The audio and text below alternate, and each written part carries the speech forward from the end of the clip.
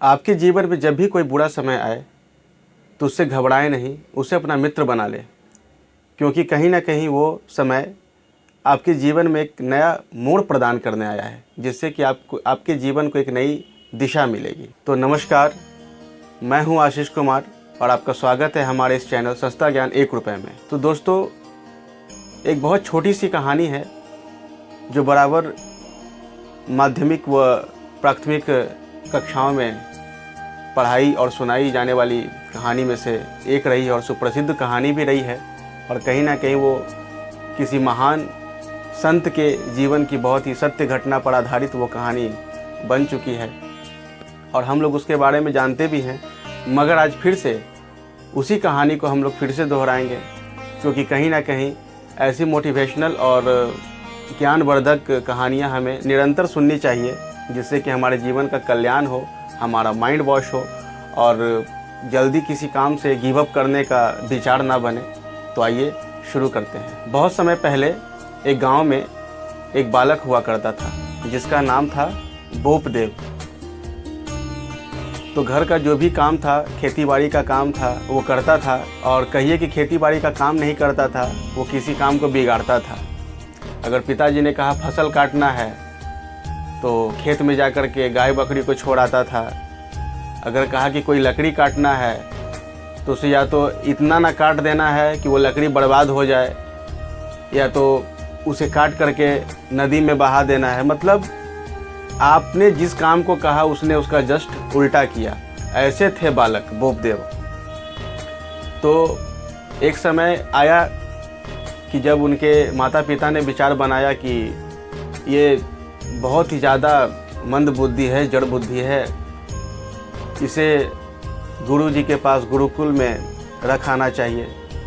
तो इनके माता पिता वैसे तो बहुत गरीब थे, फिर भी प्रयास करके एक ग्राम के ही गुरुकुल में जाकर के इनको रखाया। अब उसके बाद इनकी अब शिक्षा दीक्षा की समय आई, तो इनके गुरुजी ने इन्हें शिक्षा देना प्रारंभ किया। तो जो भी चीज़ उनको ये गुरुजी सिखाते थे तो बालक बोपदेव के कुछ समझ में आता ही नहीं था। वैसे तो गुरु और चेला के बीच में तो सीखने सिखाने की परंपरा शुरू से ही चलते आती है, मगर वो ऐसे बोपदेव चेला बन चुके थे और वैसे वो शिष्य बन चुके थे अपने गुरुजी के, कि वो गुरुजी जो भी सिखाते थे बोपदेव के समझ में वो कुछ नहीं आता था। कुछ नहीं का मतलब ज़ीरो, हर बात पे ज़ीरो। कहीं ना कहीं उनकी कक्षाओं के जितने भी जो उनके सहपाठी थे धीरे धीरे आगे बढ़ रहे थे, सारे लोग तरक्की कर रहे थे, मगर ये जस का तस जैसे इनके माता पिता छोड़ करके गए थे, कुछ वर्षों बाद भी इनका हाल सेम वैसे का वैसे ही था। तो बहुत समय के बाद इनके जब माता पिता उनसे मिलने आए तो जब इनके अपने पुत्र की स्थिति को देखी, तब इनको लगा कि अरे ये तो जैसा छोड़ के गए थे वैसा ही, इसमें तो कोई बदलाव ही नहीं है। तो इनके गुरुजी से बातचीत हुई तो उनको गुरुजी ने बोला कि ऐसा कीजिए कि आप अपने पुत्र को अपने पास ही ले जाइए, वहीं खेत में गाय चराएगा, बकरी चराएगा, जो भी आपका काम करेगा, खेती बाड़ी का जो भी काम है संभालेगा। तो उनके पिताजी ने कहा उससे तो ये भी नहीं होता है। तो उनके गुरुजी ने बोला तो यहाँ आकर के कौन सा ये बड़का पहाड़ तोड़ रहा है? सारे जितने इसके बहुत से पीछे जो बालक आए थे वो आज इससे बहुत आगे निकल गए, मगर ये जहाँ का तहाँ ही खड़ा है। आज तक इससे हम मतलब गुरुजी ऐसा कुछ काम ही नहीं बोल पा रहे थे कि क्या वो बोलेंगे, कि कोई ऐसा काम ही नहीं था जो गुरुजी उससे आज तक करवा पाए हो। तो सारी बातें गुरुजी मतलब उनके माता पिता से अपना बातचीत के दौरान रखे। तो ये सारी बातों को वो बालक बोपदेव सुन रहे थे, और कहीं ना कहीं ये जो समय था बालक बोपदेव के जीवन का ये टर्निंग पॉइंट होते जा रहा था।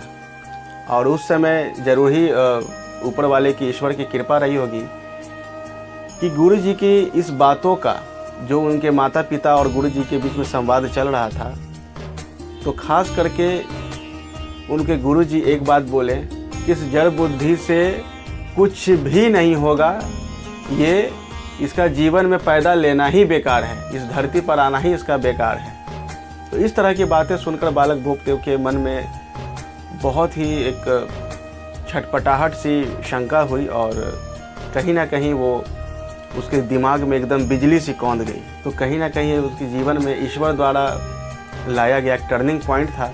इन सारे बातों को सुन करके उसी रात जिस दिन उनके माता पिता आए थे, उसी रात वो गुरुकुल से भाग गए। और भागने के बाद वो एक पेड़ के नीचे बैठ गए। बहुत ही गर्मी का दिन था, बहुत ही एकदम धूप, कड़क की धूप थी। पेड़ के नीचे बैठ गए। तो जब पेड़ के नीचे बैठ गए तो बहुत सारी महिलाएं एक कुएं पे जल भर रही थी।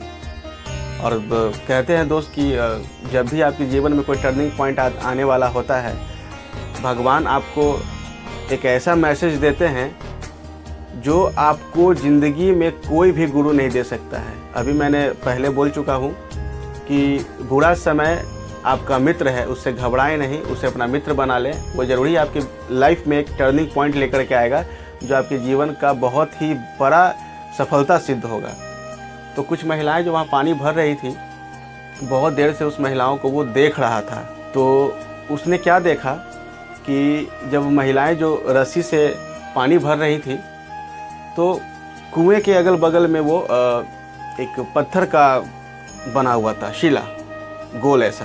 तो महिलाएं जब उससे पानी भर रही थी, उस रस्सी के आने जाने मात्र से उस शिले पर जो है कि वो निशान पड़ रहा था, मतलब एक धारी पड़ गई थी उस शिले पर। तो बालक बोपदेव ने देखा कि ये निशान तो रस्सी का है और ये पत्थर है, इतना मजबूत पत्थर है, ये शिला ऐसी है कि मतलब कहिए तो एक चट्टान ही है और क्या। उसको ये मुलायम रस्सी जिसको कि जला दो तो आराम से जल जाएगी, काट दो तो आराम से कट जाएगी, नष्ट होने वाली चीज़ है, इसके मात्र आने जाने से उस पत्थर पे निशान पड़ गया।